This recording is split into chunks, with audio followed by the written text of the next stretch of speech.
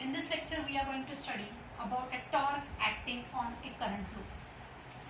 Now current loop, so I can consider, let's consider here is your constant magnetic field with the help of your north pole magnet and south pole magnet, so that the direction of magnetic field will start from north pole, ends on south pole, and inside this magnetic field, uniform magnetic field, we are going to place a coil. This rectangular coil I can say as A, B, C and D. Now this coil has a length L1 and this coil has a length L1 and this coil has a breadth L2. Means I can say that AB is a length which is L1 and BC is the breadth which is nothing but L2. And now when this coil is kept, this current loop is kept in the magnetic field, so I can show that there will be a flow of current. So I'll say that current start flowing from B to A to D, D to C and C to B. So this is nothing but the direction of flow of current.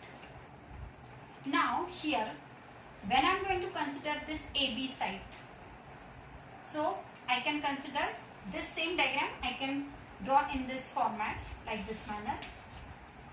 This is the uniform magnetic field, and in this uniform magnetic field, this coil current carrying loop is present as A, B, C and D. Current is flowing from B to A to D, D to C and C to B. So now current will be flowing upward. Magnetic field is shown by this blue color arrow. So now due to that a force is going to be act. So now I can consider first side as a BA side. This I can say as a side number 1. This I will say side number 2. This is 3 and here is the 4. Now through side number 1, when current will be flowing in upward direction, magnetic field will be acting in the horizontal direction, so that there will be an action of force. Now what will be the direction of force? That we can give by the Fleming left hand rule. Now what that Fleming left hand rule says that forefinger indicates current, middle finger indicate magnetic induction, then thumb points out the force. Means for side AB, current will be upward, magnetic field is horizontal. So thumb which is going inside the paper will be giving the direction of force. So the force I can say that this F1 force is going to be act inside. Now your current will be start flowing from B to A to D. Now direction of flow of current and direction of magnetic field, they are parallel to each other. At the same time, the length of BD side and magnetic induction both are parallel to each other. Therefore, this force will become 0. Now D to C, now current will be flowing in the downward direction. So now I can say that again I can apply the Fleming left hand rule. Current will be flowing in the downward direction.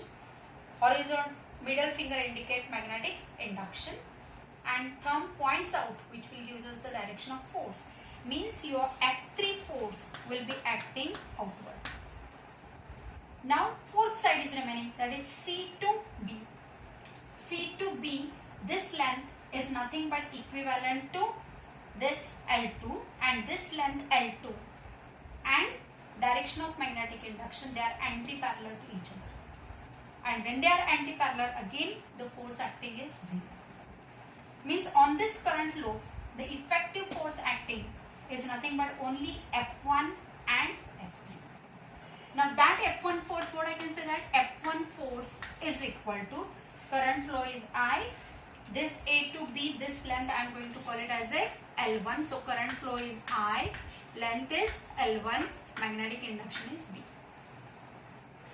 Similarly now F3 force, which is nothing but current flow is I, magnetic induction is B and length is L1. So I, L1, B. Only the thing is the direction of F1 is inside and direction of F F3 force is outward. Means this F1 and F3, these two forces are equal in magnitude and opposite in direction. And this concept gives rise to your 11th standard one of the concept, which is to be called as a couple. Because couple is the system which consists of two forces of equal magnitude, opposite direction, acting at two different points. So F1 is acting on AB side and F3 is acting on CD side. So action points are different, forces are same, directions are opposite.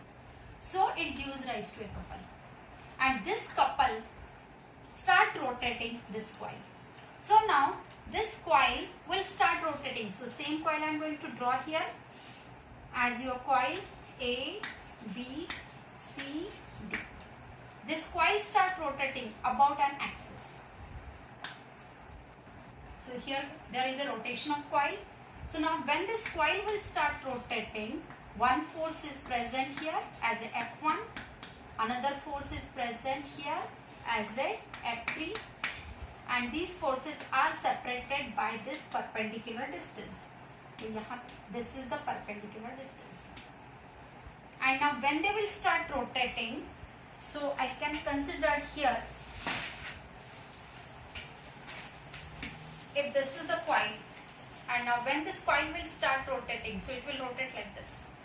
So in the rotation, now magnetic field will be given by the yellow chalk. So this perpendicular distance is this. This perpendicular distance will make certain angle with the original length part of the wire. So this perpendicular distance is nothing but as your L2 by 2 into sin theta.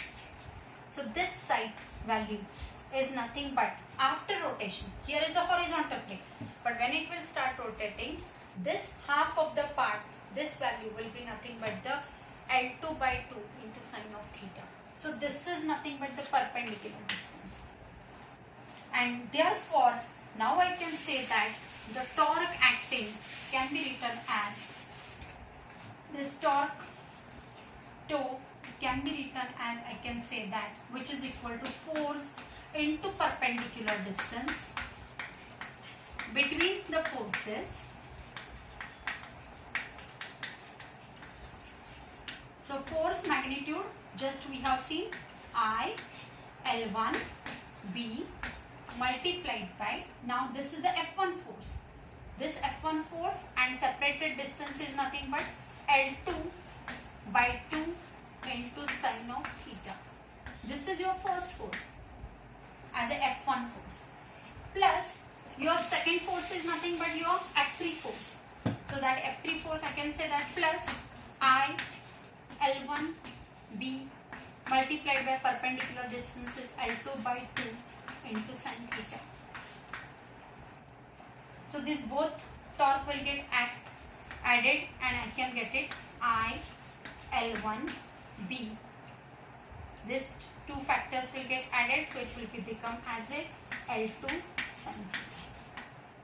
Means what I'll get it here?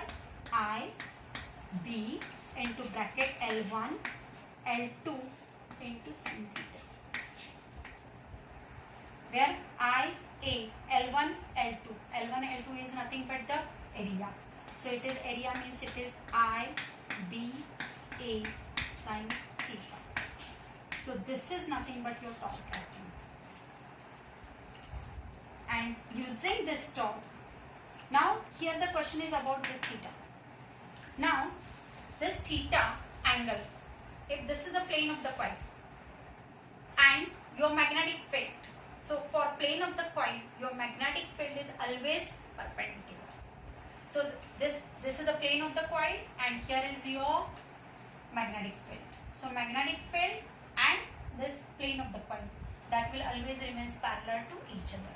And when it will start rotating, but along the length, the wire length, that is L1, the magnetic field and length, they are perpendicular to each other. So here sin 90 is 1. So your torque acting is nothing but I, B into A. But if there are number of turns, so I can say that This is the torque calculated for a single turn. So if I add that number of turns as a total torque, so I can say that toe dash is equal to number of turns I B into A.